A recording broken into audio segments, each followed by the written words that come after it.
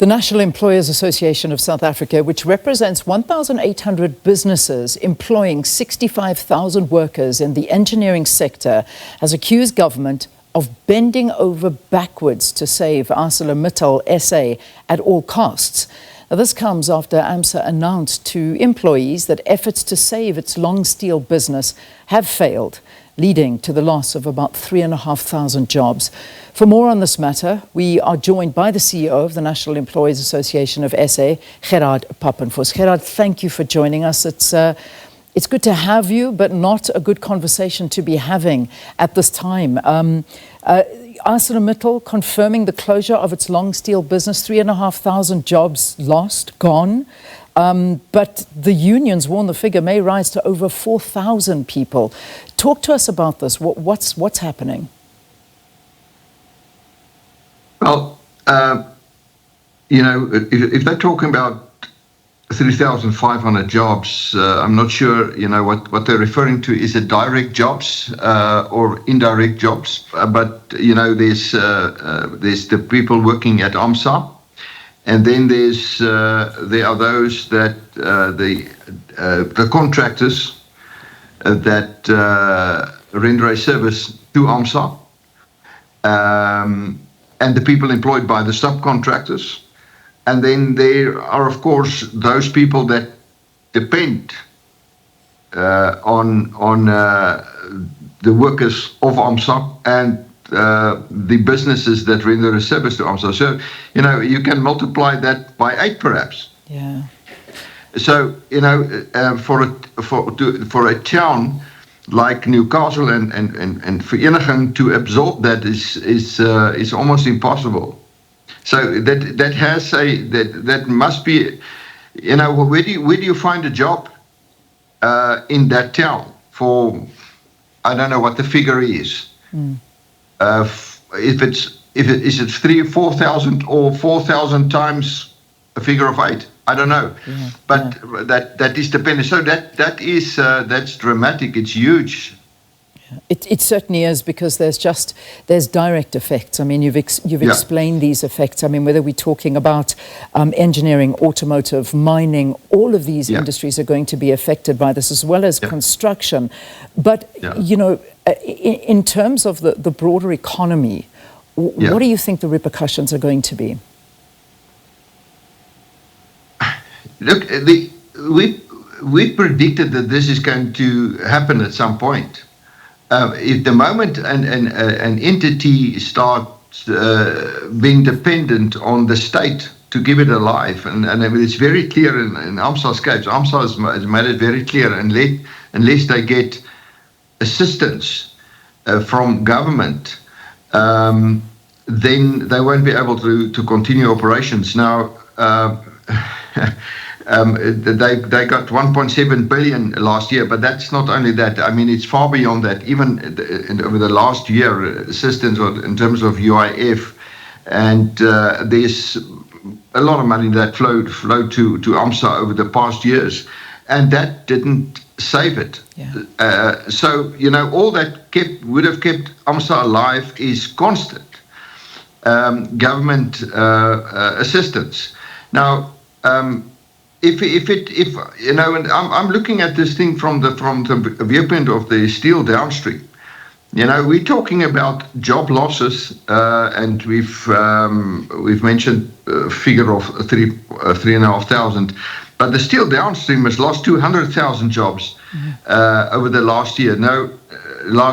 But not only AMSA is to blame for that, but the price of steel played a huge role. That's a huge contributor to that. And what we've been arguing all the time is that, look, there's a oversupply of steel in the world, especially from China. But that is a fact. So, if you don't make use of that cheaper steel, then your competitor will. And this is just a fact of the world, that there are cheaper steel available. Now, we say protect AMSA. That has made our downstream producers uncompetitive. And we've seen the bloodshed in terms of businesses. Now, when 3,000 people lose their job, that's big news, because it is big news. Yeah. It is a huge impact. But today, there will be a company retrenching 5 people, 10 people, 20 people, 15 people every day. Yeah. And Neasa we see, we're in all industries, but there's no industry that's been affected so badly as the steel industry. Yeah. And we have businesses every month that simply goes out of business, that simply cannot operate anymore. Let's look at the bigger the bigger picture and where sort of we can start. Perhaps pointing fingers is the wrong word, but certainly look at where this has all gone wrong. I mean, obviously AMSA has blamed the weak local steel demand and consumption. As you say, there are a lot of producers, and this, they say, is a major contributing factor to its downfall. Then, of course, those so-called cheap imports, which has had an effect on almost every industry that we look at. Who do you believe is to blame for all of this? How could we have avoided a situation like this? You know, civilizations has disappeared over time. The Romans and that's just one, they've disappeared. Things happen in the world and things change. That's one thing. How you cope with that is another question. Now, let's talk about just on the issue of cheap imports. As I've said, cheap imports is a fact. Now, when that import arrive at our ports, then in the case of steel, there's all of a sudden a 50% plus duty, a levy. That immediately increased the price by 50%. But if that same steel goes to another port, that levy does not apply, that duty does not apply, and all of a sudden, your manufacturer here competes with that guy. So we've lost our exports. That's the downstream. That's the downside of the duties. Now that protects for a time. It did protect AMSA, the duties, but simultaneously it killed their customers, the downstream. So that's what happens. You keep it alive, you protect it with duties, simultaneously you kill the downstream. That's what happens. Yeah. So, but it's not only AMSA. I mean, there's poor industrial policy that's happening. That's all around. I mean, in the steel industry, there's a lot of things that's happened in the steel industry. There's the price of electricity that is not normal. We've gone through an extremely bad period with electricity, and that we must blame government for. There's another issue that's happening is the situation out of our ports. We must blame government for that. The rail is a problem. We must blame government for that. We must blame wages in the steel industry that is outrageously high because of the collective bargaining dispensation that we're having. But that's part of industrial policy. And if you look at why there's a downturn in demand for steel, let's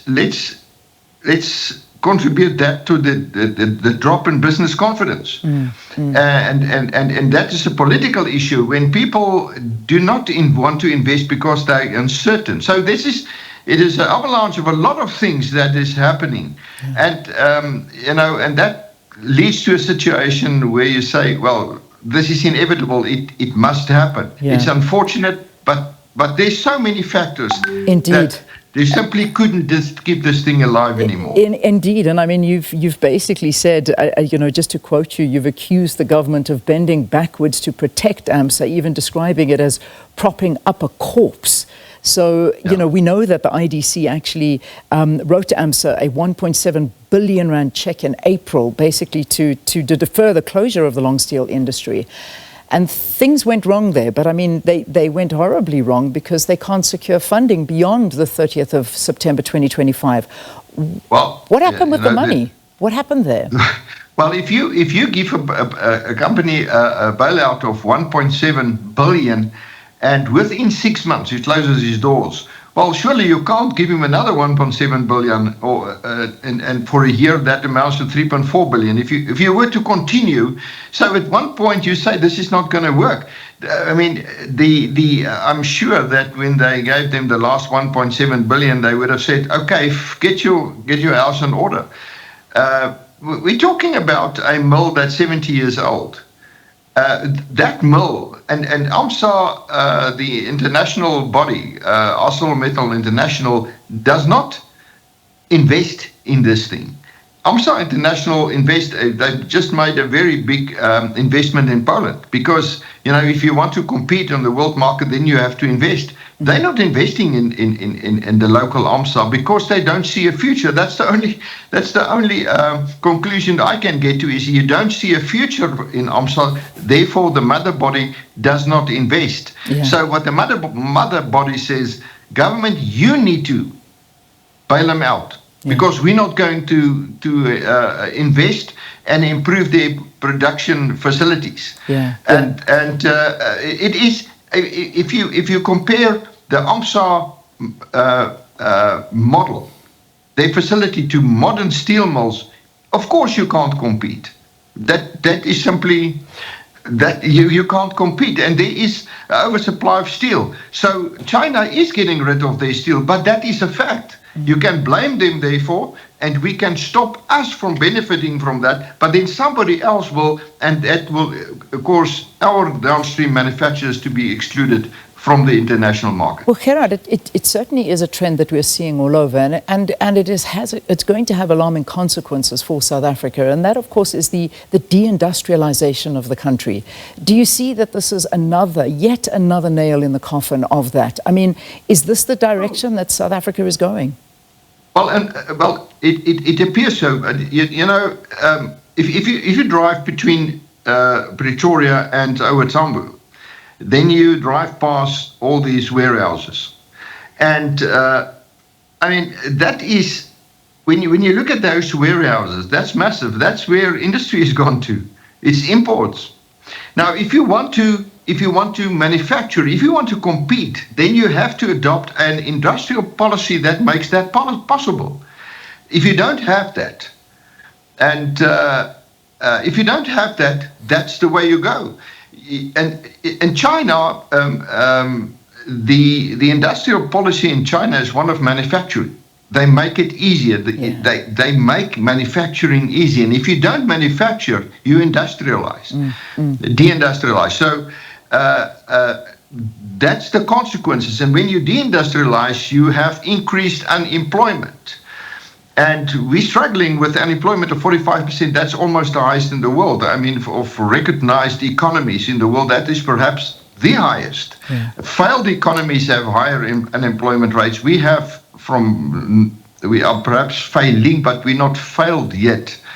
And that is the result of deindustrialization. Now, that is a huge concern because you cannot feed millions and millions of people. Half of your population to some extent live on grants. That's not sustainable. If your manufacturing base is drying up, when will the money runs out as far as helping the poor and the unemployed? So this is a huge problem, and we'll have to go and sit down and say, how are we going to encourage manufacturing again? But there's a lot of things that's happening that makes it unattractive for a businessman to invest in a business and say, I'm going to build this business. I'm going to spend my hard-earned money, invest in a business. So make it attractive. Indeed. Lessen the risk. Otherwise, I'm not going to do that. And we unfortunately experience that where business are very reluctant, I think, is the word. Reluctant to invest. Yeah, and it's a big problem for the economy. Gerhard, thanks for your time. Thanks so much for talking to us. I know there's a lot more to get into, but when you look at global imports, I mean, we keep on talking about China and India. They protect their industries like nothing. There's so many policies to protect it, and I think that's the message from Gerhard, is we need to protect this because we cannot become a deindustrialized nation when there is so many jobs in that sector. Gerhard Papenfus, the CEO of the National Employers Association of South Africa, speaking about AMSA's decision to wind up operations by the end of September, and with it, about 3,500 jobs over.